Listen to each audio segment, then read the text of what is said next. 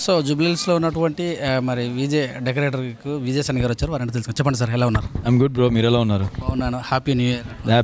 Happy new year advance. ఈసారి హ్యాపీగానే ఉంటుందండి. సంవత్సరం కనుక కొత్తగానే ఉంటాయి ప్రాజెక్ట్ ఏదో మీరు ఇప్పుడే చెప్పారు కనుక. డెఫినెట్గా the new year going to be special for me. ఎందుకంటే నా ఇప్పుడు ఫస్ట్ ప్రాజెక్ట్ న్యూ ఇయర్ తర్వాత 2-3 ఆల్మోస్ట్ 4 ప్రాజెక్ట్స్ చేస్తాను. అందులో 2 రిలీజ్ అవుతున్నాయి న్యూ ఇయర్లోనే. So I'm so happy and so excited for it. So Unstoppable అనేది ఆల్రెడీ ఆహాలో ఒక ప్రోగ్రామ్ కూడా నడుస్తుంది కదా, ప్లస్ అయ్యే అవకాశం ఉందా? అసలు లేదు, అంటే బికాజ్ అన్స్టాపబుల్ బాలయ్య బాబు గారు ఇట్స్ అ లిజెండ్. ఆయన end of the day movie is very very different and show is different. దాన్ని ఎవరు బీట్ చేయలేరు ఆ షోని, ఫర్ షోర్. బట్ మేమేమనుకున్నాం అంటే ఆయన అంటే మాకు ఇష్టం కాబట్టి నేను అప్పుడు డైరెక్టర్తో చెప్పాను, ఆ టైటిల్ కాకుండా ఏ టైటిల్ అయినా ఓకే అని నాకని చెప్తే, సినిమా లేదు కాబట్టి ఆ టైటిల్ మీద with his blessings go with it అన్నారు. So I have to listen to my director and producer. సో ఆ ఒక్క విషయంలో డెఫినెట్గా జనాలందరికీ అన్స్టాపబుల్ నచ్చుతుందన్న నమ్మకంతో 100% ఎంటర్టైన్మెంట్తో వితౌట్ ఎనీ కాంప్రమైజ్ ఆర్టిస్ట్ పరంగా. You just see the teaser and also motion పోస్టర్లో ఎంతమంది ఆర్టిస్టులో మేము చెప్పాము, అందరు ఆర్టిస్టులు వాళ్ళు 100% హ్యాపీగా నవ్వుకుంటూ చేశారు. I'm so happy for it. And నాకు తెలిసి నన్ను ఇష్టపడే ఆడియన్స్ ఎవరైతే ఉంటారో వాళ్ళందరికీ ఇది ఒక ఫుల్ మీల్ టైప్. ఎందుకంటే స్టార్టింగ్ నుంచి ఎండింగ్ వరకు ఓన్లీ కామెడీ మ్యాటర్స్ కాబట్టి ఈ సినిమా ఫుల్ ఆన్ ఎంజాయ్గా ఉంటుంది. సంక్రాంతికైనా రిలీజ్? అంటే సంక్రాంతి వాళ్ళతో నేను క్లాష్ చేసుకోలేను.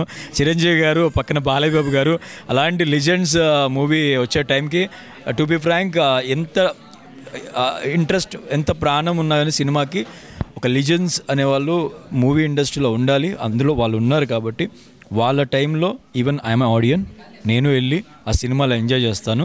కొంచెం టైం తీసుకొని I release my movie after some time. మీకు నచ్చే హీరో అంటే నాకు ఎప్పుడు చెప్తూనే ఉంటాను. బట్ ఇప్పుడు ఏంటంటే end of the day Dhanush అంటే నాకు చాలా ఇష్టం, ఎప్పుడు చెప్పాను, నాని అన్న. సో ఇప్పుడు జనరేషన్లో నాకు చాలామంది నాకు సపోర్టివ్గా చాలామంది అయ్యారు. సో వాట్ ఐ ఫెల్ట్, నేను అనుకున్నది ఏంటంటే నన్ను సపోర్ట్ ఇచ్చే వాళ్ళని నా బెస్ట్ అని నేను ఫీల్ అవుతాను కాబట్టి అందరూ నాకు ఇష్టమే. డెకరేటర్కి వచ్చారంటే మీరు స్వతహాగా ఇష్టపడతారా? నేను యాక్చువల్లీ రాగానే మనోడికి అదే చెప్పాను, నాకు చిన్న ప్లాన్ ఉంది. So we're going to do together it. అంటే తన డెకర్ నచ్చింది నాకు, I'm going to do it. మీ సినిమాలకు హార్ట్ ఎలా ఉంటుంది అంటే మీ డెకరేషన్ ఇంటీరియర్ కావచ్చు, మీ యొక్క ఫ్రేమ్ ఎలా ఉంటుంది?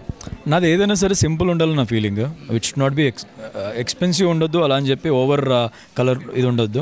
నాకు చాలా సింపుల్గా ఉంటే చాలా ఇష్టం. So I will go for it. చాలా ప్రాజెక్టులు ఏమైనా ఉన్నాయి మీకు? రాబోతుంది ATM and Unstoppable. ATM is going to touch youth అనమాట, Unstoppable entire family. So 2 different genres కాబట్టి it will rock.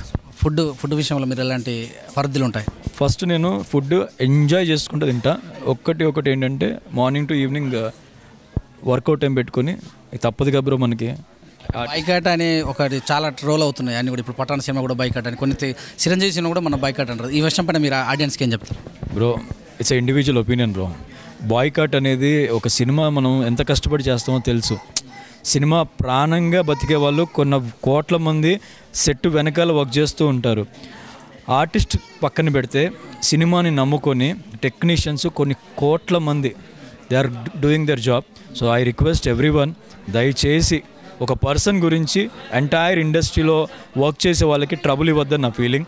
So please I request, ఒక పర్సన్ మీద ఏదైనా ఉంటే, లేదంటే ఒక డైరెక్టర్ ఏదో ఉంటే ఇండివిజువల్గా వాళ్ళకి మీరు ఏం చేయాలో చేయొచ్చు. కానీ సినిమా బాయ్కాట్ అనగానే కోట్లాది మంది ప్రజలకు అది ఎఫెక్ట్ అయింది. ఎలా అనేది ఇండైరెక్ట్గా వాళ్ళకి తెలీదు. Simple word will matters lot. So I request not to do please. Rate కూడా బాగా పెరుగుతుందని కూడా చెప్తారు కదా, ఆ పరిధిలో కూడా దాటుతున్నాయి అంటారుగా. అది డెఫినెట్గా అన్నిట్లో లేదు, అన్ని ప్రాజెక్ట్స్లో లేదు. ఒక దాని గురించి మనం vulgarity depends upon how you see. మనం ఎలా చూస్తామో దాని మీద డిపెండ్ అయి ఉంటుందని నా ఫీలింగ్. సో మూవీలో మరీ మనం కంపేర్ చేస్తే, నేను సౌత్ మూవీస్ గురించి అయితే I will definitely talk. Because north side ఒక కల్చర్, డిఫరెంట్ కల్చర్ ఉంటుంది అది. సో వాళ్ళకున్న లిమిట్స్, వాళ్ళకున్న పరిధిలో they are doing movie. I think మన సైడ్ ఇంకా అలా స్టార్ట్ అవ్వలేదు, hopefully not. And if it is coming also మనం చూసి కరెక్షన్స్ చేసుకోవాలి, కానీ బాయ్కాట్ చేయకూడదు నా ఫీలింగ్. ఓటీటీ ప్లాట్ఫామ్ పైన మీ అభిప్రాయం? ఓటీటీ ఈస్ గుడ్ బ్రో, దానివల్ల ఇప్పుడు చాలామందికి అవకాశాలు వస్తున్నాయి. సో ఐ థింక్ నేను ఒక ఆర్టిస్ట్కి ఒకటే చెప్తాను, ఇప్పుడున్న సిచ్యువేషన్లో మేము ముందుకెళ్ళాలంటే audiences are the first judges. మమ్మల్ని ముందుకు తీసుకెళ్లే వాళ్ళు వాళ్ళే. కానీ మా ప్రాబ్లం ఎవరికి చెప్పినా అర్థం కాదు. ఎందుకంటే ఒక ఎస్టాబ్లిష్డ్ హీరోస్కి, అంటే ఐఎమ్ టెలింగ్, ఫ్యామిలీ బ్యాక్గ్రౌండ్స్తో వచ్చిన వాళ్ళకి ఈరోజు కాకపోయినా ఎవరో మనలా కష్టపడేవాడు ఒక ఆఫర్ ఇస్తున్నాడు, కానీ మాకెవడు ఇస్తున్నాడు బ్రో? సినిమా చేయాలనుకుంటే మీ మనసులో ఎవరితో అయితే తీస్తే బాగుంటుంది అనిపిస్తుంది హీరోగా? లైఫ్లో ఒకటే డ్రీమ్ ఉంది, అది ఇప్పుడు అయిద్దో కాదో తెలియదు. వెంకటేష్ గారు. యా.